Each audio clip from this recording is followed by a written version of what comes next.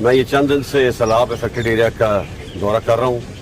کل میں بلوچستان میں تھا, اتھل اور بیلا کے علاقے میں. آج میں یہ خیرپور سندھ میں آیا ہوں. یہاں بہت میسو ڈیوسٹیشن ہوئی ہے, بہت تباہی ہوئی ہے. وفاقی حکومت, صوبائی حکومت, Pakistan army, navy, air force اور فلاحی ادارے بہت کوشش کر رہے ہیں کہ لوگوں کو ریلیف پہنچائی جائے.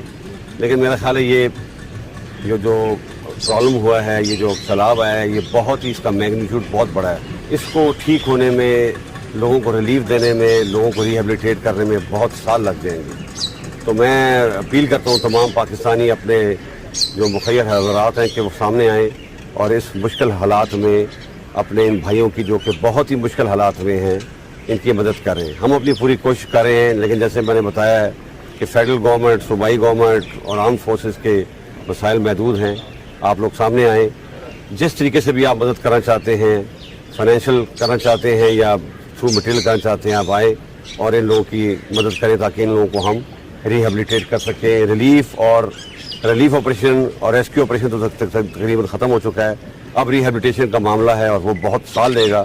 اس کے لیے ہمیں پوری قوم کی مدد چاہیے. دوست ممالک ہیں, ان سے بھی ہماری حکومت درخواست کی ہے اور مجھے بڑی امید ہے friendly countries will also come forward to help Pakistan in this hour of need.